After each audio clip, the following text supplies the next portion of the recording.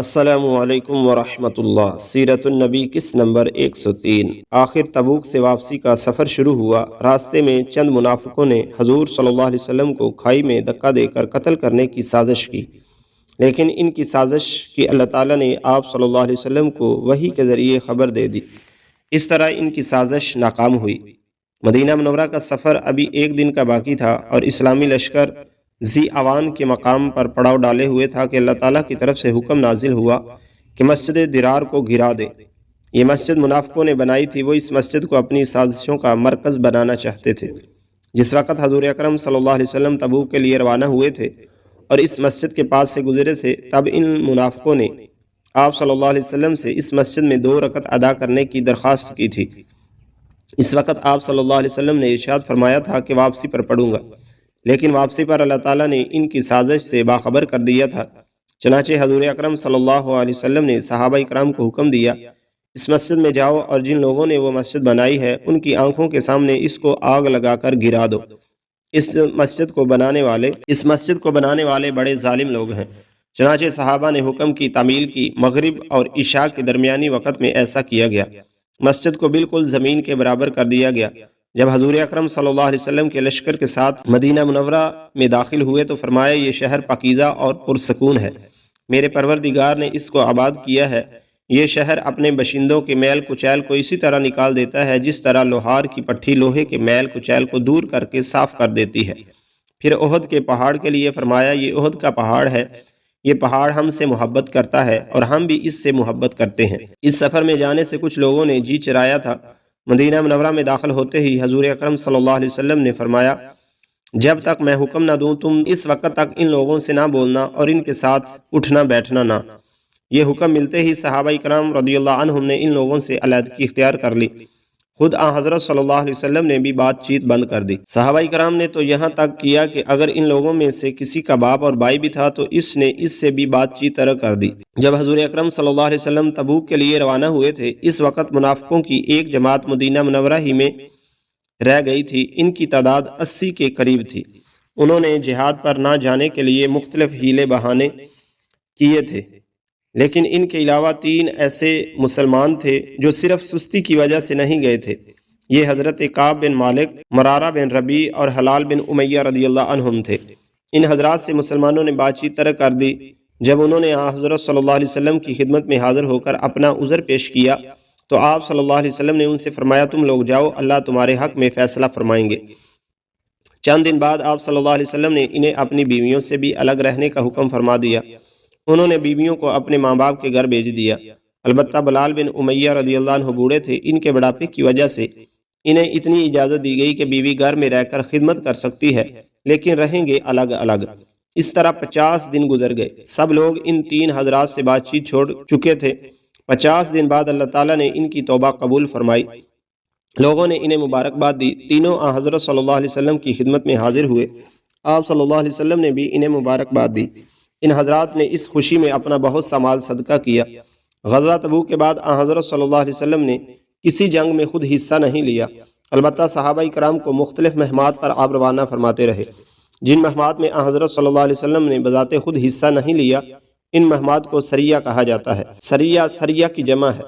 ایسے سریہ غزوہ تبوک سے پہلے بھی ہوئے اور بعد میں بھی۔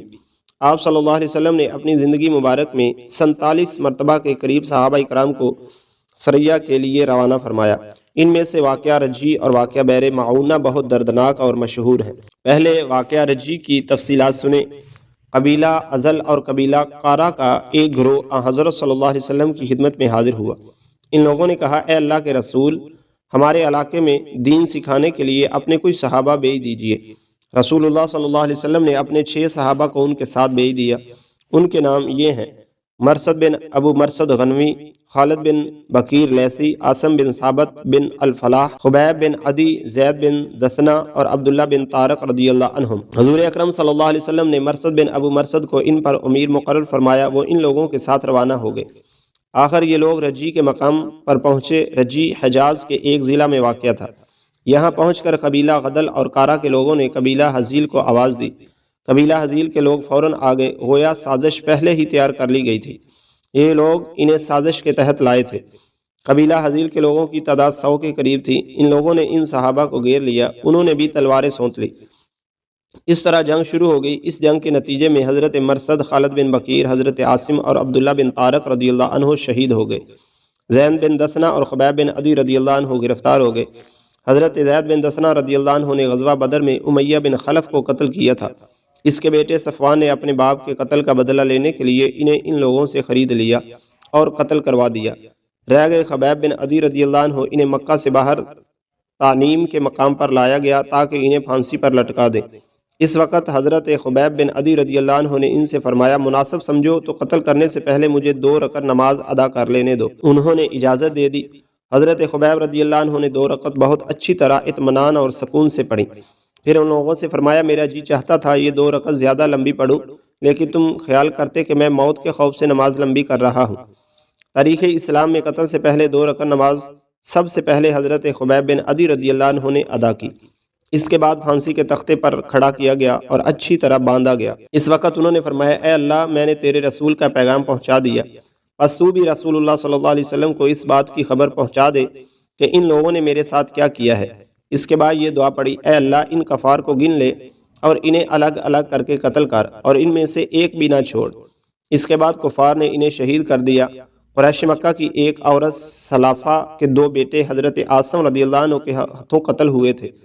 اس نے منت مانی تھی کہ کوئی مجھے عاصم رضی اللہ عنہ کا سر لا کر دے گا تو میں اس کی کھوپڑی میں شراب ڈال کر پیوں گی۔ حضرت عاصم رضی اللہ عنہ کو اس منت کا پتہ تھا، چنانچہ شہید ہونے سے پہلے انہوں نے دعا کی تھی کہ اے اللہ، میری لاش ان کے ہاتھ نہ لگے۔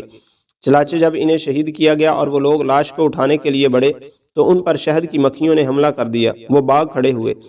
پھر انہوں نے فیصلہ کیا کہ رات کے وقت لاش اٹھا لیں گے، رات کو تو شہد کی مکھیاں نہیں ہوں گی، لیکن رات کو اللہ تعالیٰ نے پانی کا ایک ریلا بھیجا جو لاش کو بہا لے گیا۔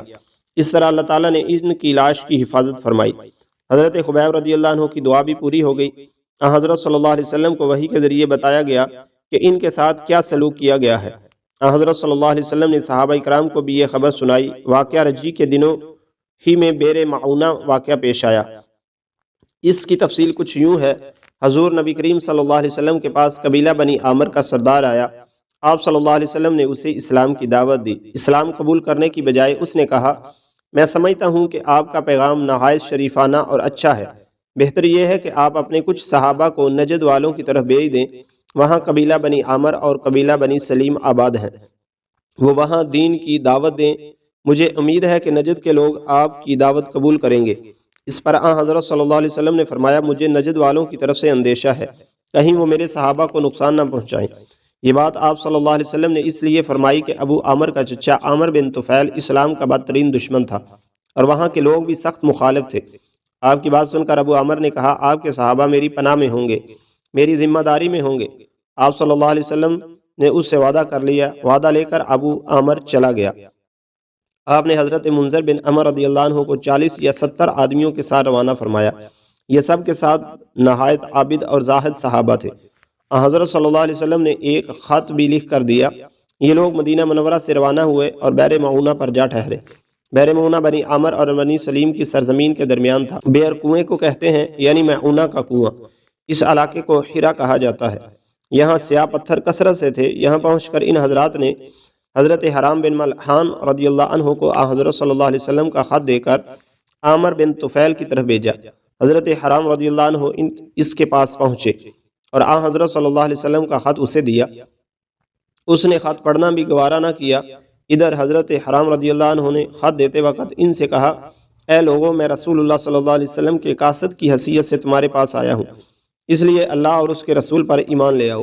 ابھی وہ یہ الفاظ کہہ رہے تھے کہ عامر بن طفیل نے ایک شخص کو اشارہ کیا، وہ ان کے پیچھے آیا اور پہلو میں نیزہ دے مارا۔ نیزہ ان کے جسم کے آر پار ہو گیا۔ فوراً ہی ان کے منہ سے نکلا، اللہ اکبر، رب کعبہ کی قسم میں کامیاب ہو گیا۔ انہیں شہید کرانے کے بعد عامر بن طفیل نے اپنے لوگوں سے کہا، اب اس کے باقی ساتھیوں کو بھی قتل کر دو۔ انہوں نے ایسا کرنے سے انکار کر دیا کیونکہ انہیں یہ بات معلوم تھی کہ یہ آنے والے حضرات ابو عامر کی پناہ میں ہیں۔ ان کی طرف سے انکار سن کر عامر بن طفیل نے بنی سلیم کو پکارا۔ اس کی پکار پر قبیلہ اسب، رعل اور زکوان کے لوگ فوراً آ گئے۔ یہ سب مسلمانوں کی طرح بڑھے اور انہیں گھیر لیا۔ مسلمانوں نے جب یہ صورتحال دیکھی تو فوراً تلواریں سونت لیں۔ جنگ شروع ہو گئی، آخر لڑتے لڑتے یہ صحابہ کرام شہید ہو گئے۔ ان میں صرف کعب بن زید رضی اللہ عنہ زندہ بچ گئے، وہ شدید زخمی تھے۔ کفار نے انہیں مردہ خیال کیا، بعد میں انہیں میدان جنگ سے اٹھایا گیا تھا اور یہ ان زخموں سے تندرست ہو گئے تھے۔ ان کے علاوہ حضرت عمر بن امیہ رضی اللہ عنہ اور ان کے ساتھ ایک اور صحابی بھی اس لڑائی میں زندہ بچ گئے۔ جب مشرکوں نے مسلمانوں کو گھیرے میں لیا تھا تو یہ دونوں اس وقت اونٹ چرانے گئے ہوئے تھے۔ جب ادھر ان صحابہ کو شہید کیا جا رہا تھا، اس وقت آن حضرت صلی اللہ علیہ وسلم مدینہ میں خطبہ ارشاد فرما رہے تھے۔ گھیرے میں آنے کے بعد مسلمانوں نے یہ دعا مانگی، اے اللہ، ہمارے پاس تیرے سوا ایسا کوئی ذریعہ نہیں کہ جو ہماری طرف سے تیرے رسول کو یہ خبر پہنچا دے۔ اللہ تعالیٰ نے ان کی دعا قبول فرمائی۔ حضرت جبریل علیہ السلام نے فوراً حضرت صلی اللہ علیہ وسلم کو اس واقعہ کی خبر دی۔ آپ صلی اللہ علیہ وسلم نے خطبے کے دوران ہی یہ خبر صحابہ کرام رضی اللہ عنہم کو سنائی، تمہارے بھائی مشرکوں سے دوچار ہو گئے، مشرکوں نے انہیں شہید کر دیا ہے۔ ادھر عمر بن امیہ دمری رضی اللہ عنہ اور ان کے ساتھی اونٹ چرانے گئے ہوئے تھے۔